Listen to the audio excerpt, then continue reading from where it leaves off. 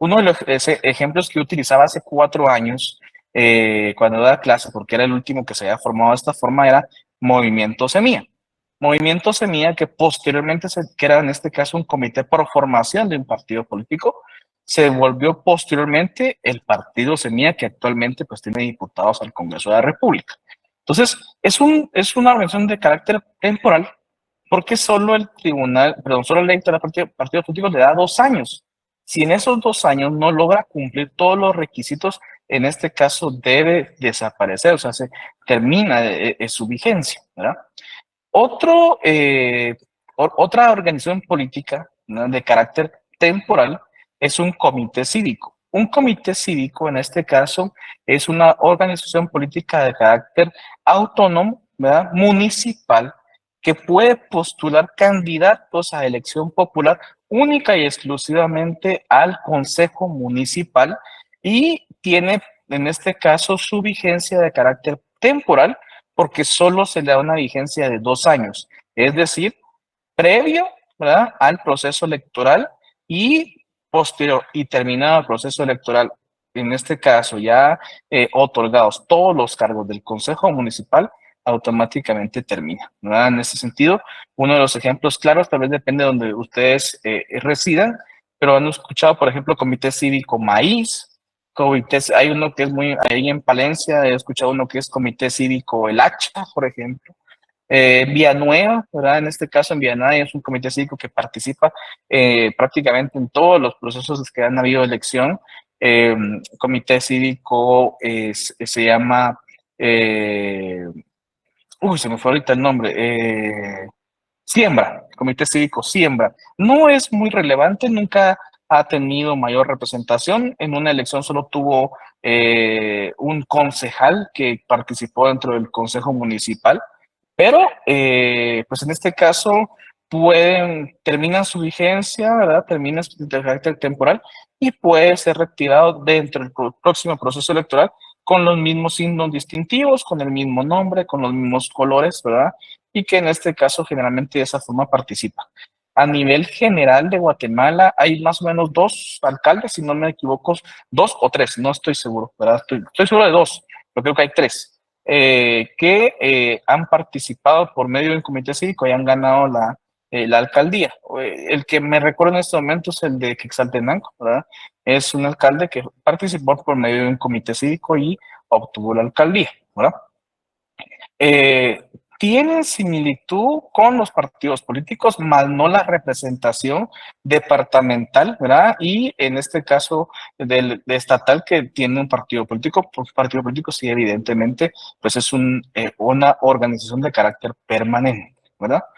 Respondo ahí, en este caso, su pregunta, estimado compañero. Entonces, por ejemplo, en la última elección, este señor Fopa, ¿verdad?, que en este caso quiere participar ahora sí por un partido político, o bueno, una coalición en realidad de partidos políticos que en este momento está suspendida su participación. En la última elección participó por un comité cívico para la alcaldía de Guatemala, ¿verdad? Con la pregunta que hacía su compañero Otto, ¿verdad?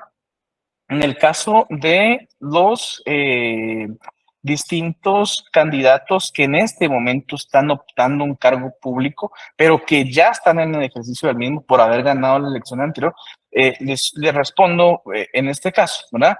No es que renuncien, no es que renuncien, ¿verdad? No es que renuncien, no es, por ejemplo, como un ministro, por ejemplo. Lo que sucede es que sí, en este sentido, participan de la elección, pero no pueden constitucionalmente renunciar al cargo público al cual fueron electos. Es muy distinto porque, por ejemplo, lo voy a explicar de esa forma. Para ingresar en la administración pública hay distintas formas. Para un funcionario público hay dos. Uno es por medio de una elección y la otra es por medio de un nombramiento, también llamado designación. En el caso de las designaciones, entiéndase ministros, viceministros, secretarios, para participar a un cargo público, sí deben en este caso finalizar su relación con el Estado, ¿no? En el caso de los funcionarios electos, no, ¿verdad? Pueden hacerlo sin necesidad de la misma y solo con una autorización, ¿verdad? Para poder participar. Le escucho, Paola, dígame.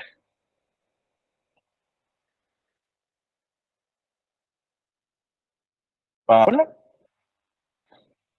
Paola Ramírez, ¿me escucho?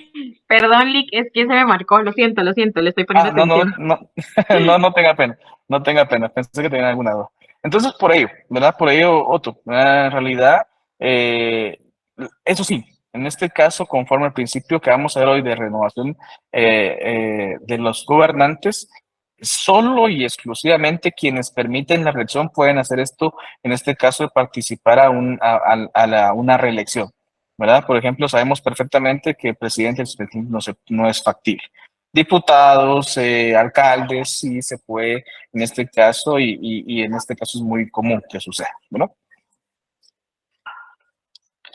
Bueno, como les decía, y en este caso les mencionaba yo las dos vertientes que hay para participar dentro de esa elección libre, representante y participativa que hay para el ejercicio del poder en relación a la elección que hace el ciudadano, pues solo se puede hacer por medio del partido político o por medio de un comité cívico. Les decía yo, en este caso, que la última discusión que hubo, ¿verdad? Sobre las reformas electorales, una de ellas iba encaminada a que de forma directa los comités cívicos cambiaran el estatus de organización de carácter temporal y pudieran constituirse como una organización de carácter permanente y poder postular cargos a elección popular a nivel general, es decir, presidente, vicepresidentes, diputados, alcaldes, y no solo única y exclusivamente en la corporación municipal. Era una propuesta muy interesante, ¿verdad? Que hubo mucha discusión de la misma. Lastimosamente, pues en este caso no se llegó a buen término, no está incluida entre las reformas electorales en este caso, que no limita luego que se pueda en este caso discutir, porque era muy interesante. Recordemos que los comités cívicos en este caso ahí sí es la forma en la cual de forma directa los representantes jerárquicamente y geográficamente de un municipio pueden participar cuando muchos partidos políticos no representan sus intereses, ¿verdad? Y que en este caso es interesante la participación de los mismos, ¿verdad? Es un referente muy claro a esa distribución equitativa de la elección, de poder ser electos, por ejemplo, ¿verdad? Y que lastimosamente se quedó únicamente en el caso de la corporación municipal, y es interesante que pudiera de forma directa pues ser a nivel general. Ahora bien, lo interesante también en este caso es que hubiera sido en este caso una doble función, porque esa función ya la cumple el partido político, ¿verdad? Bueno, otro elemento interesante, queridos jóvenes, que debemos nosotros analizar dentro de la democracia indirecta es, en este caso, qué representa a ese voto, a esa decisión que se alcanza de forma libre, voluntaria y sobre todo, ¿verdad? La representación a raíz de esa elección que es llevada a cabo, ¿verdad? Ahora bien, uno muy interesante de todo es de que, por ejemplo, en el caso de la función que se determina. Recordemos que esa idea de la división de las funciones proviene posteriormente de la Revolución Francesa en la distribución del poder, ¿no? La distribución de las funciones que ejerce el poder y presupone, en ese sentido, ante la imposibilidad de hacerlo de forma directa, la elección por medio de un voto en un representante, ¿verdad? Y que este representante cumpla las funciones de administración del Estado, de creación de la ley y que posteriormente en ese sentido también, por ejemplo, en nuestro Estado guatemalteco, por medio de los acuerdos y por medio de las comisiones de postulación, la designación de los integrantes o magistrados de la Corte Suprema de Justicia, que en este caso será el Poder Judicial, ¿verdad? Entonces, es muy importante. Por eso, como les deseo, el tema del voto, ¿verdad? Y dentro del análisis, por ejemplo, muy interesante de este aspecto es, por ejemplo, la representación que se alcanza por medio del voto. O sea, no es problema de este tribunal, no es problema del tribunal anterior, sino es un problema que ya se ha venido dando prácticamente ya de muchos años. La poca viabilidad que ha existido para poder llegar, ¿verdad? Y aumentar el número de empadronados. El tribunal tenía una meta de más o menos 9.6, 9.8 millones de guatemaltecos empadronados.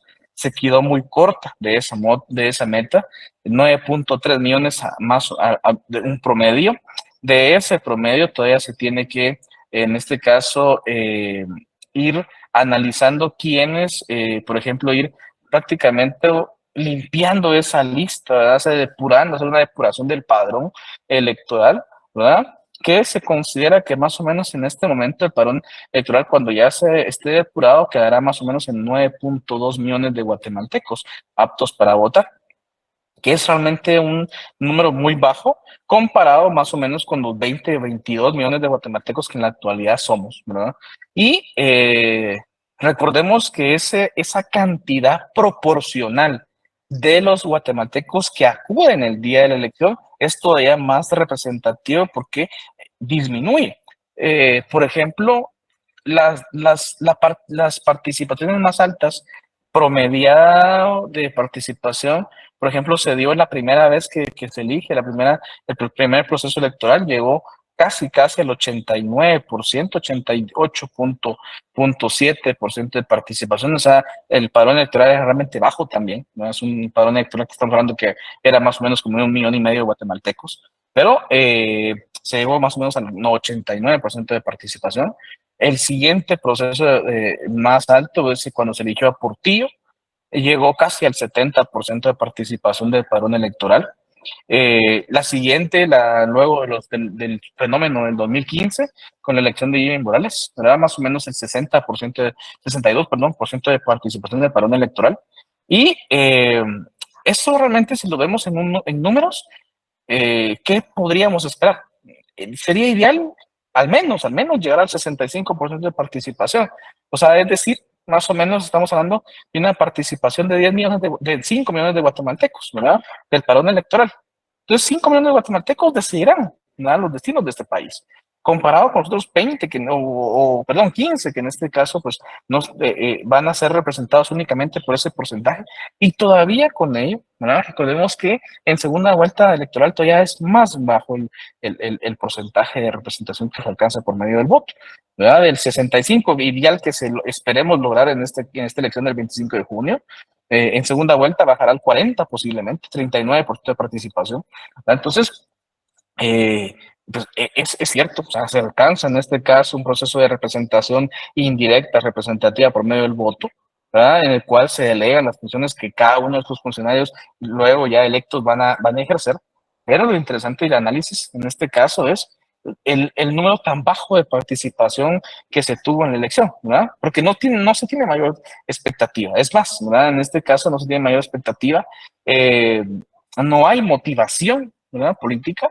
Uno de los elementos que está marcando esta elección, aparte de todos los que ya voy a mencionar posteriormente, es, por ejemplo, la poca participación de los jóvenes, ¿no?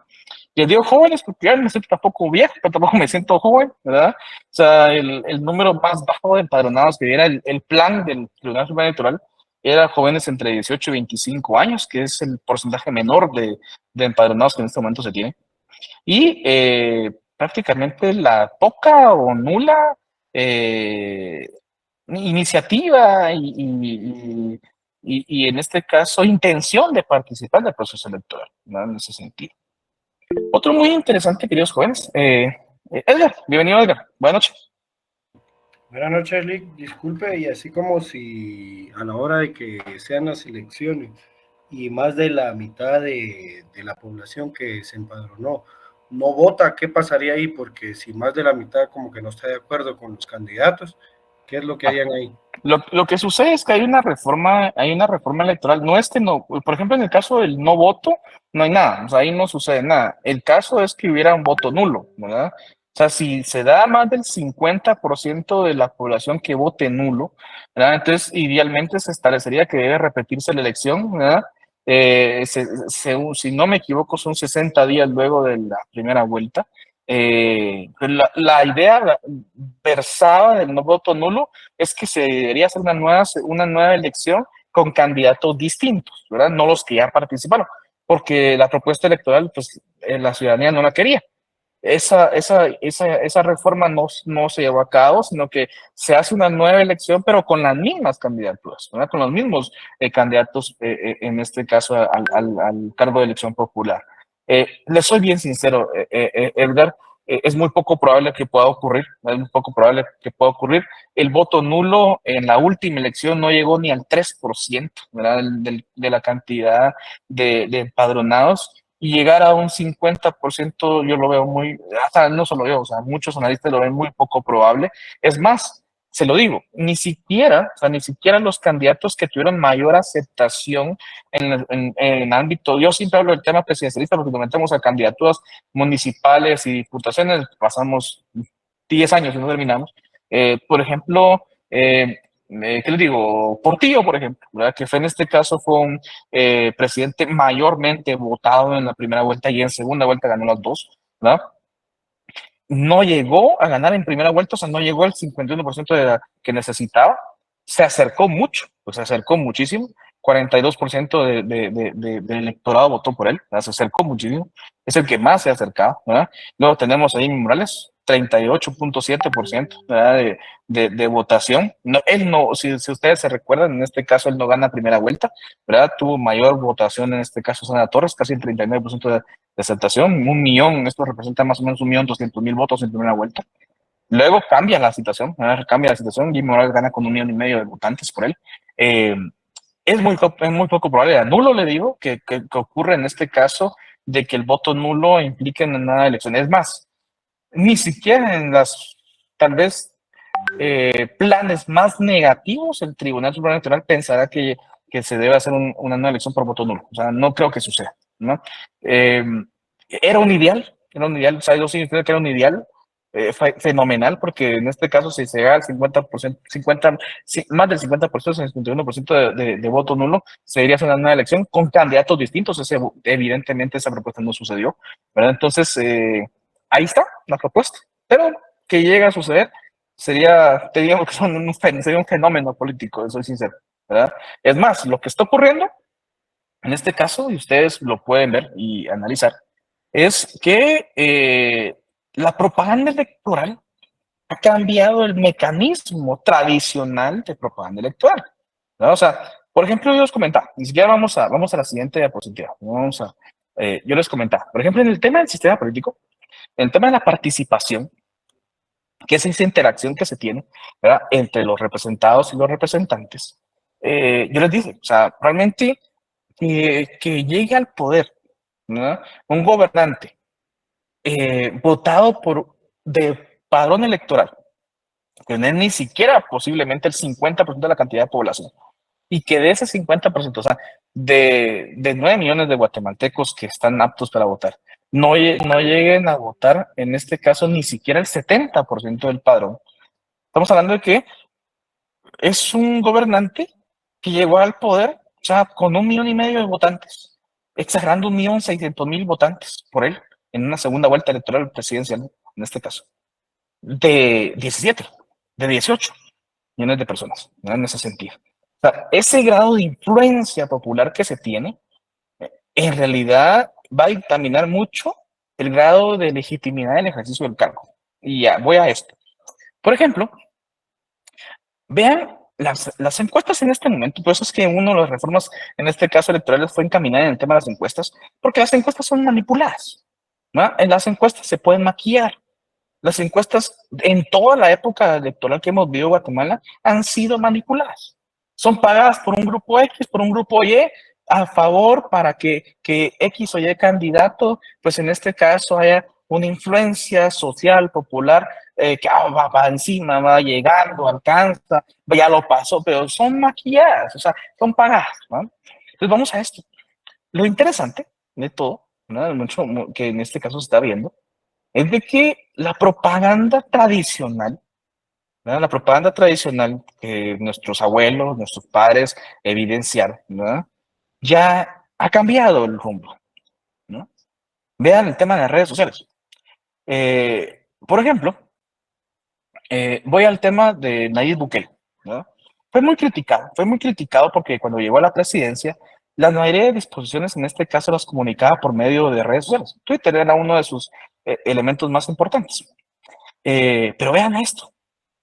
Se ha demostrado que en la actualidad, o sea, estoy hablando de los jóvenes, o sea, yo no me siento ya joven, o sea, pues en este caso ya sobrepaso más de ya voy buscando los 40 años, ¿verdad? 37 tengo en este momento, ya no me siento de una edad de 18, 25, pero por ejemplo, de 18 a 25 años hay un promedio de visualización de redes sociales entre el 80 y 82% de los jóvenes están en redes sociales. Entonces, el mecanismo de alcance ha sido por medio de redes sociales, ¿no? Es más, candidatos, por ejemplo, están hablando de que era el señor Carlos Pineda, que ha intentado comunicarse al pueblo por medio de redes sociales, el TikTok, Instagram, etcétera. Vamos a esto. O sea, la comunicación, o sea, quería que está hablando de un plan operativo real, palpable, a corto plazo, no lo he visto. Suri Ríos, perdón, Sandra Torres, por ejemplo. O sea, ¿qué sucede? Que están llegando a sus picos máximos. O sea, Sandra Torres, tercera vez que va a participar y pues en este caso, en vez de ir subiendo su porcentaje, idealmente ya se estancó, o sea, se está estancando. Suri Torres, su discurso lastimosamente no ha pegado, ¿verdad? En este caso para ella, por ejemplo, ¿verdad? Y siendo una coalición en ese sentido, ¿no? Entonces, ¿qué ocurre? Vamos a esto. La idea básica es, bueno, para mí puede ser una sorpresa lo que suceda en Guatemala, en la elección. Así como puede ser que haya una primera presidenta de Guatemala, ¿no? Puede ser que haya una sorpresa. Yo se lo decía, o sea, en el 2015 ganó Jimmy Morales, sí, pero se tiraba de Lorio y ganaba de Lorio, ¿no? Miren, ahora, por ejemplo, o sea, vamos a esto. O sea, los partidos de izquierda, por ejemplo, ¿no? Y que evidencian en este caso siempre esa división, pero es que no es de ahorita. Ustedes analizan la guerra interna, o sea, los 36 años de guerra interna en nuestro país, no era una sola guerrilla, eran varios grupos que integraban la guerrilla. O sea, en la misma había grupos que aceptaban la participación extremista, ¿verdad? Subversiva en ese sentido, y otros que no, eran más pasivos, ¿verdad? Más encaminados a la solución de otra forma, no tanto extremista, ¿no? ¿Qué ocurre? ¿Qué está sucediendo? Pues vamos a esto, o sea, los grupos, en este caso, la única coalición que yo había visto es, por ejemplo, el señor Fopa, ¿verdad? Que lastimosamente, insisto, en ese sentido, pues para él no le están dejando participar, ¿verdad? Entonces, vamos a esto. Lo interesante es, ¿verdad? Cómo el candidato que llegue a un cargo de elección popular tendrá esa influencia popular. Nayib Bukele, les digo yo, o sea, comunica todo por redes sociales. Y en la actualidad, a nivel latinoamericano, es el que tiene la mayor cantidad de legitimación y aceptación de su pueblo. ¿No? Independientemente, yo insisto, no somos salvadoreños para estar viviendo en El Salvador. ¿Ah? O sea, no, ni votamos por él, insisto en ese sentido. ¿Verdad? Es más, o sea, se ha criticado mucho que las decisiones en ese sentido van encaminadas en contra de principios democráticos. Y vamos, cuando lleguen a ese punto se los voy a recordar. ¿Verdad? O sea, el tema del debido proceso, el tema de la presunción de inocencia, se las están pasando, ¿verdad? No les importa, no les importa. Pero bueno, está dando resultados. Tal mecanismos populistas están dando resultados. Es más, tanto resultado que hasta están modificaron su constitución para que pueda pues, presentarse en la reelección. Y que estáis seguro que la gana. O sea, ahí no hay para dónde. O sea, más del 90% de aceptación y legitimación, es imposible que un candidato pierda 30 puntos de porcentajes de legitimación. O sea, es imposible. ¿No? Es el único caso que hay porque por lo que ocurrió fue Yamatei. Después de las decisiones del tema de COVID, se vino abajo. O sea, él ingresó más o menos con 47% de aceptación de legitimación y se vino casi, ¿qué? 9, 11% de legitimación. Lo ha ido componiendo, va a cerrar más o menos con un 15% de aceptación aún. Entonces vamos a esto. O sea, ese grado de influencia que se tiene, ¿no? Ese grado de participación en el sistema político, constituye una variable muy interesante, muy importante. Y el análisis que debe hacerse es, insisto, o sea, cómo están llegando los mensajes que los políticos quieren transmitir al electorado. ¿Cómo lo están haciendo? Y otro elemento muy interesante, vean, Ya se estableció el techo de campaña, 34.5 millones, 34.6 para ser claro, de techo de campaña electoral, ¿no? ¿Es capaz el Tribunal Supremo Electoral, como árbitro del proceso electoral, de analizar, de verificar y ser en este caso un mecanismo de clara verificación de cuánto los candidatos están invirtiendo en redes sociales? Yo lo veo muy difícil, ¿verdad? Yo lo veo muy difícil. O sea, en este caso se puede evidenciar, por ejemplo, vean, el tema de las pancartas y todo lo que está poniendo ahorita visiblemente, pero en redes sociales, ¿no? Se lo veo muy difícil. Entonces, ¿y cómo se comunican los mensajes? ¿No? O sea, insisto, o sea, miren, por ejemplo, candidatos a alcaldes de la ciudad de Guatemala. O sea, muchos han criticado el tema del tráfico, pero nadie hace una propuesta clara. Nadie hace una propuesta clara. ¿Qué va a suceder? Y son propuestas idealistas que en 4 años es imposible. Se pueden presentar, ¿verdad? En ese sentido, sí. Las propuestas que van a ir en inicio, ¿verdad? A un corto plazo para la solución a mediano o largo plazo, ¿verdad? Pero ¿qué vamos a esto? Yo no he escuchado a algún candidato que diga y que en este caso entre su proyecto sea el tema del transporte público, ¿verdad? Vean, es que en las grandes ciudades, ¿verdad? En las ciudades desarrolladas, hay una ciudades de 5, 10, 20, 30 millones de ciudadanos viviendo en una sola ciudad, no en todo el país, en una sola ciudad. ¿Y cuál? Hay tráfico, hay tráfico a todas horas. Pero ¿qué sucede? Hay un sistema de transporte público eficiente, ¿verdad? Miren, desde el año 70, México tiene, ¿verdad? El metro. Guatemala lo está todavía planeando, si es que es factible. Costa Rica, Panamá ya tienen metro, ¿no? Panamá tiene ya una parte de metro subterráneo, pues, ¿no? Entonces vamos a esto. O sea, es lamentable el tema del tráfico. O sea, ya no es a las 6, ya no es a las 5, ya no es a las 7, ya no es a las 8, ya no es a las 9, es a las 10. 10:30 más o menos se va quitando el tráfico, y 11:15, 11:20 ya hay tráfico otra vez, ¿verdad? O sea, en la tarde, antes decía uno, bueno, salgo a las 3, ya no hay tráfico, ahora 3, 4, 5, 6, 7, 10 de la noche, y aún no encuentra uno tráfico, insisto en este sentido. Entonces, ¿por qué? Porque los medios de transporte público no son eficientes, no hay transporte público, porque el transporte público sería en este caso más económico, ¿no? Si fuera eficiente sería un paliativo, ¿verdad? Alguien que compró en este momento una moto porque ya se aburrió de ir en transporte público, ¿verdad? Porque no es eficiente, es precario, ¿verdad? Ya no tenía que, si tuviera un transporte público, no tenía que estar comprando una moto, no tenía que estar comprando un carro, ¿verdad? O sea, vamos a esto, ciudades, por ejemplo, que yo les veo, o sea, los polos en ese sentido con Guatemala, pues, por ejemplo, ¿verdad? Pero ciudades que han buscado, por ejemplo, otros mecanismos de transporte, ¿no? Estamos a años luces, pues, por ejemplo, en el caso no solo de mentalidad, por ejemplo, con Holanda, ¿no? Pero con Holanda ahora el primer medio de transporte es una bicicleta, pues, en ese sentido, ¿no? Y vamos a esto. Este grado de participación que se tenga, ¿no? Es muy importante. Es una variable sumamente importante, ¿no? Muchos se quejan, ok, sí, es que este es el problema, es que este es el problema. Pero cuando vamos a ver, y yo, bueno, participó en un proceso de selección, no me importa, no me interesa, no me interesa. Que muchos en este caso analistas han dicho, bueno, ¿qué sucede? Si en esta elección, que era idealmente una elección para jóvenes, no les interesó, olvídense en la siguiente elección, ¿no?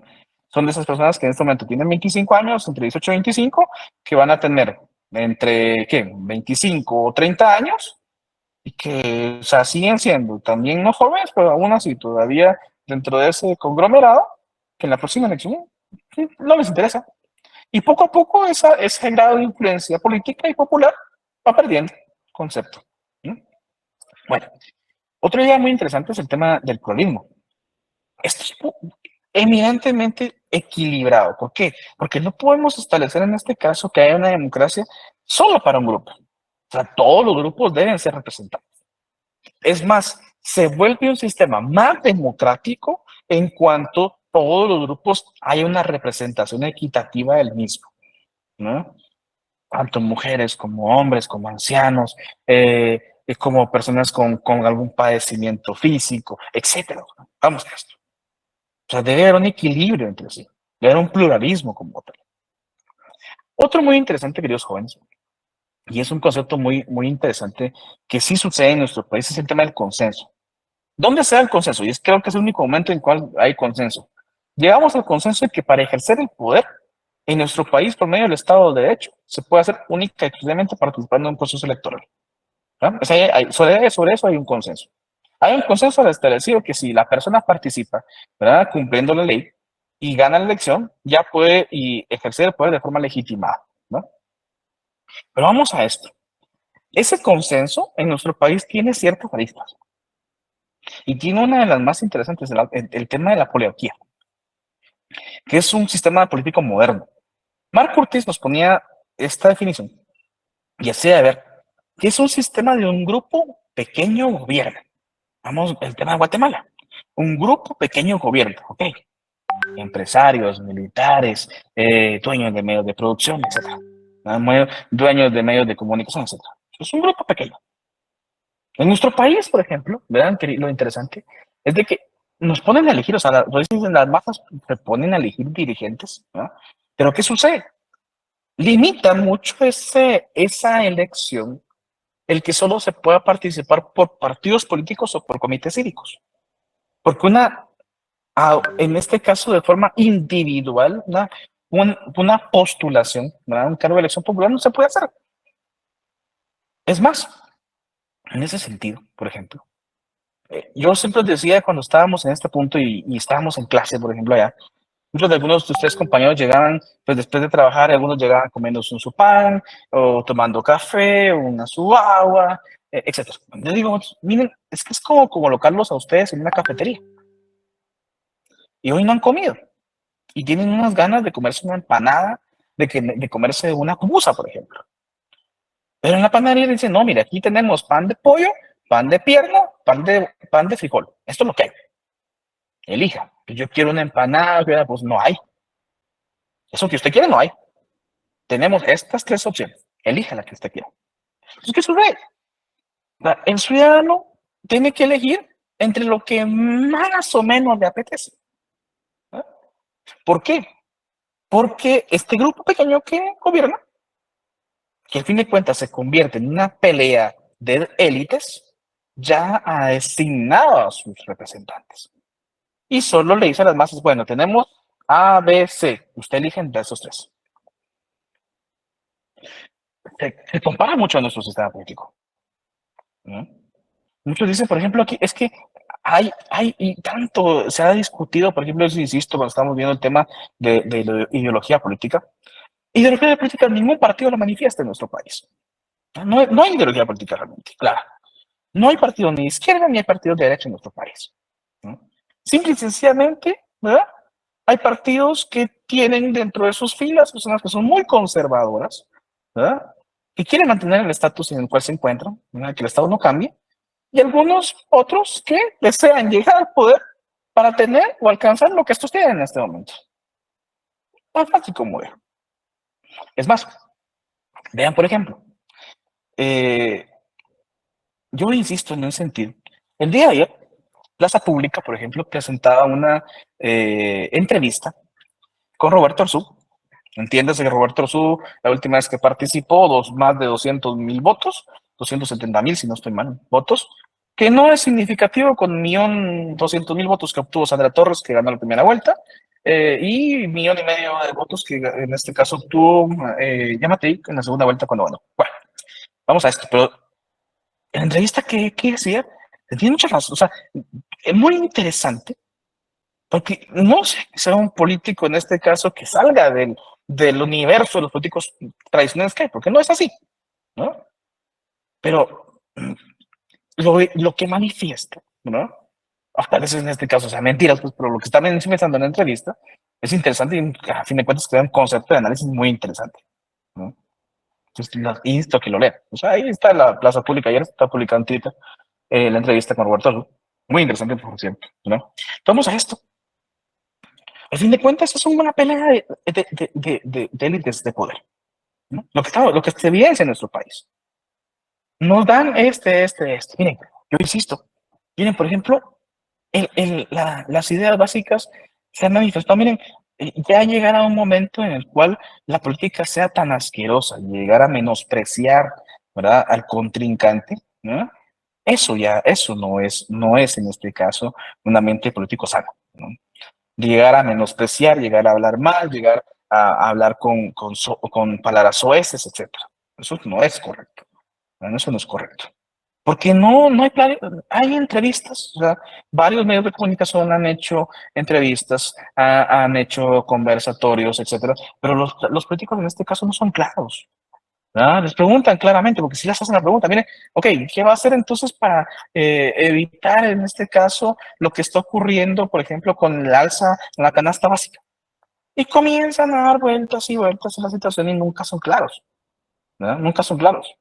Lo que sucede es que las formas populistas en las cuales se maneja la información en ocasiones están llegando a las masas, ¿no? Yo insisto, con el tema de las encuestas están manipuladas, las encuestas están manipuladas, van a estar manipuladas y siempre van a estar manipuladas y hay formas de manipularlas. La real encuesta es el día de la elección, ¿no? La real encuesta es el día de la elección, ¿no? Pues decía, bueno, ya Suri y Ríos y Sandra Torres habían despegado y ya lo estaban poniendo en segunda vuelta. Puede ser que sí, puede ser que no. Viene Mulet y viene Mulet, está bien alcanzando, puede ser que no haya ni alcanzado, puede ser que vaya en primer lugar, no sabemos. Luego viene este señor Pineda y bueno, no sé. Bueno, entonces que va subiendo conforme lo que hablan los grupos de izquierda. Mire, yo siempre he dicho, ¿verdad? Y he sido partícipe de que si los grupos de izquierda se juntaran y hicieran una coalición real, clara, objetiva, libre, independiente en nuestro país, llegaría el primer gobierno, en este caso, con propuestas reformistas, porque tampoco es que sea directamente izquierda, o sea, la oposición, por decirlo de esta forma, ¿no? Pero con propuestas reformistas, pero no las hay, no las hay, ¿no? O sea, hay mucha división en ese sentido, no hay mucha división. Va a ser una sorpresa, para mí va a ser una sorpresa esta elección, ¿no? Para mí va a ser una sorpresa esta elección, ¿verdad?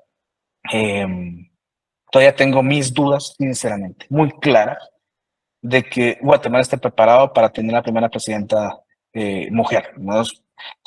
Somos una sociedad totalmente y eminentemente machista, ¿verdad? Y las dos propuestas de mujeres que hay en realidad no llegan a ocupar, ¿verdad?, la idea básica de la primera propuesta para una presidenta mujer en ese sentido, ¿no? Pero bueno, o sea, insisto, o sea, muchos de los, podríamos pasar horas, ¿no?, así viendo las críticas que hay, ¿verdad? Pero ¿cómo pueden haber, por ejemplo, de temas de familia, cuando evidentemente, o sea, han habido divorcios, por ejemplo, para ambas, pues en ese sentido? O sea, vamos a eso, en primer lugar. Pues vamos a esto. La poliarquía, puede ser, que es el sistema que en este caso se está evidenciando en nuestro país. Un grupo pequeño está gobernando y se pelea entre élites de poder y le tiran a las masas las opciones que hay, ¿no? Elija entre estas. ¿No le parece? Ok, como dice su compañero, bueno, votemos nulo, ¿verdad? Pero es muy poco probable que ocurra, porque la idea del voto nulo es que se votara nulo y se hiciera una nueva elección con otros candidatos. Eso a las élites económicas, políticas de nuestro país no les conviene, pues. Bueno, no sé si tienen alguna duda, algún comentario que quieran realizar. ¿Estamos bien? Bueno, vamos a la siguiente parte. La democracia tiene que tener ciertos principios democráticos para que sea realmente una democracia. En el caso del principio de mayoría, esto sí se evidencia en nuestro país. ¿Por qué? Porque se llega el día de la elección, por mayoría se elige, ¿verdad? Y la minoría acepta. No hay para dónde. O sea, es más, se hace obligatorio la decisión que la mayoría hizo. La deliberación, esta es una cuestión específicamente de la toma de decisiones, un análisis que se hace.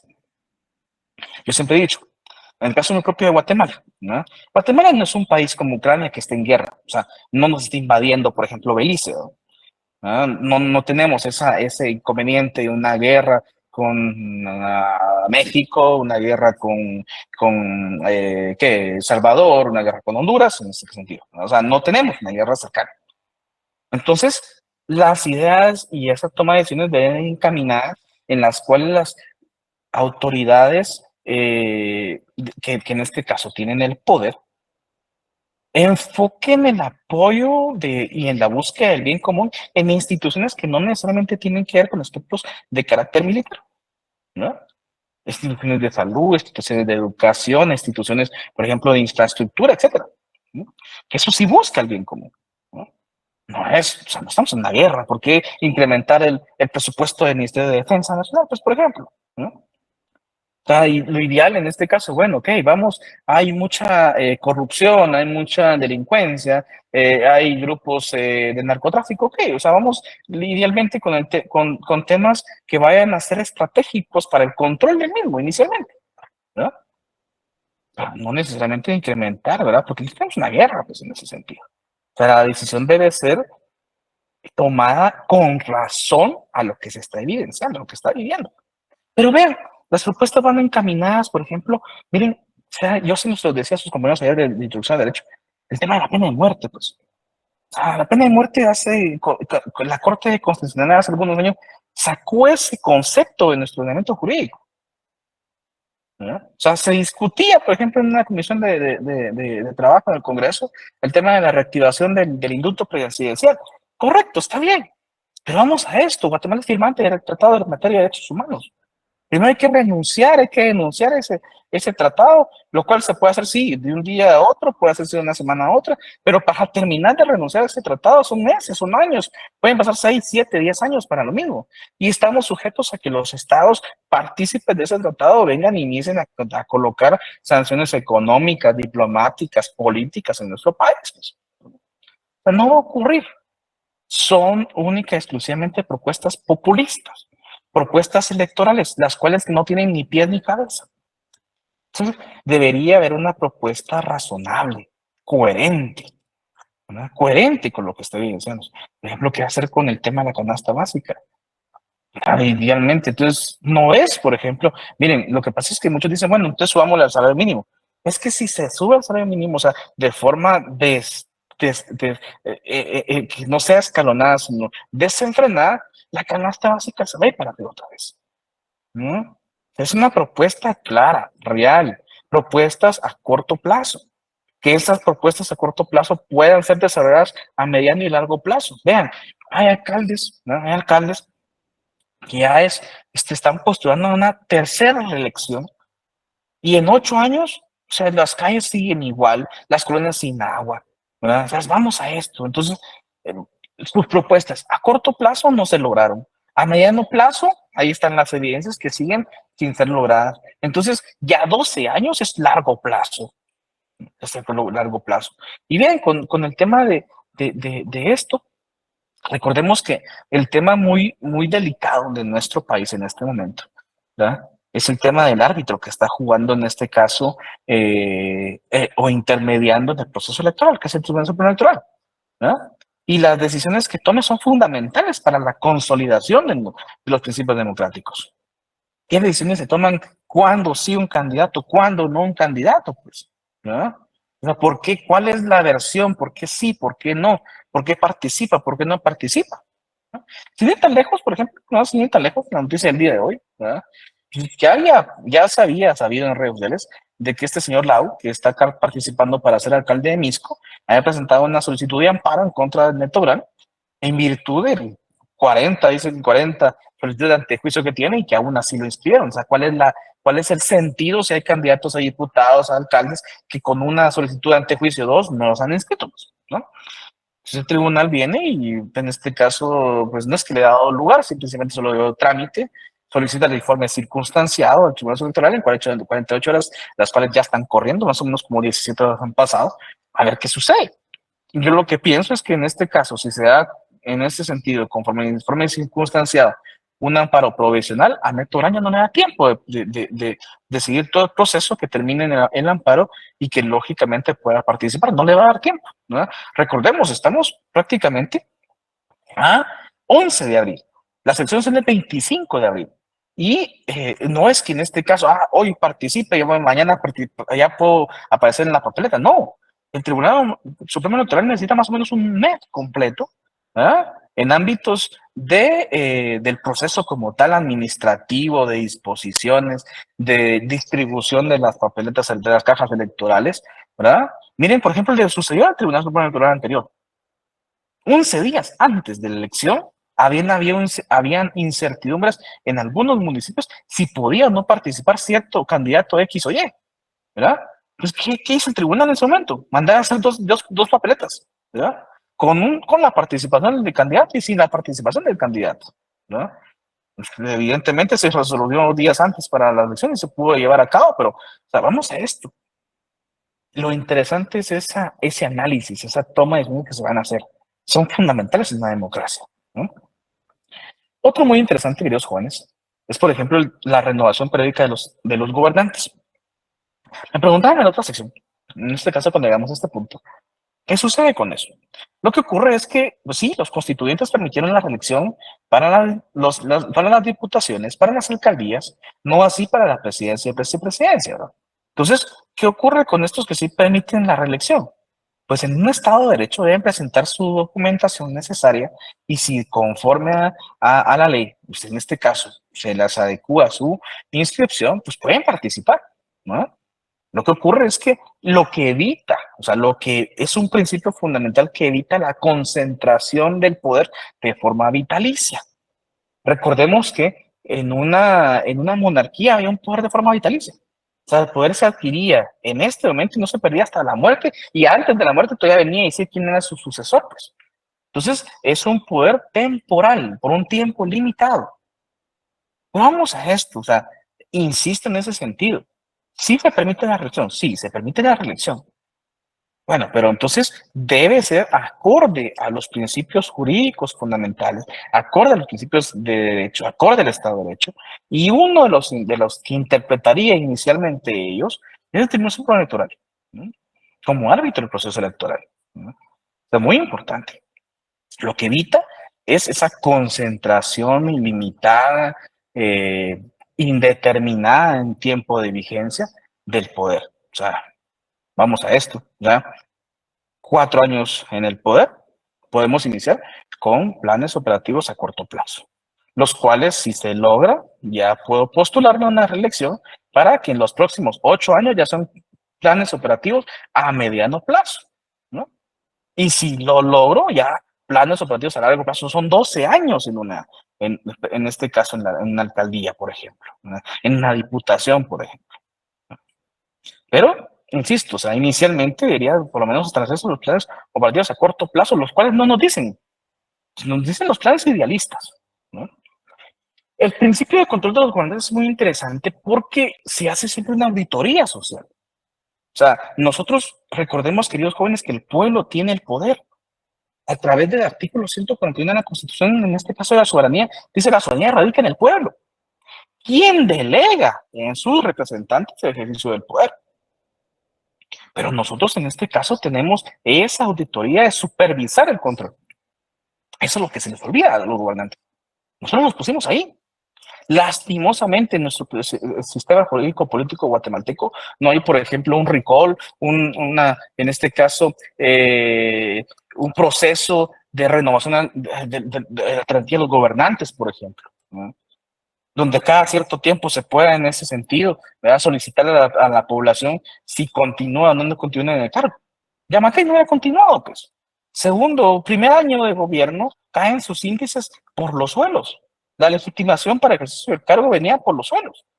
Llegaba el segundo año, pues fácil, cualquiera, en este caso le hubiera renovado, no lo hubieran renovado el ejercicio del poder, ¿verdad? Bueno, vean, jóvenes, por la hora, ¿verdad? Y en este caso, si alguien tiene algún comentario, alguna duda que quieran comentar, con todo gusto, ¿verdad? ¿Estamos bien? Les recuerdo que la siguiente semana ya inician los exámenes parciales. Tendremos este día de clases que ya tuvimos el día viernes y la siguiente semana el día martes. Ese martes yo esperaría ya haber terminado contenido para nuestro examen del día viernes siguiente, la otra semana, ¿verdad?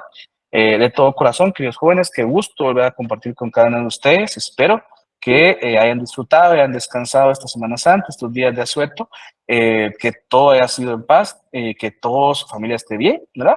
Y nuevamente, un saludo nuevamente ahí este inicio. Bueno, no es inicio porque comenzamos el día de ayer, pero conoce mi clase, un nuevo inicio de estas clases de segundo parcial. Y ha sido un placer compartir con ustedes. Estamos en contacto, nos vemos el día viernes para continuar el contenido. Un saludo. Feliz noche. Igualmente, Feliz noche, bendiciones. Lisa. Feliz noche, gracias.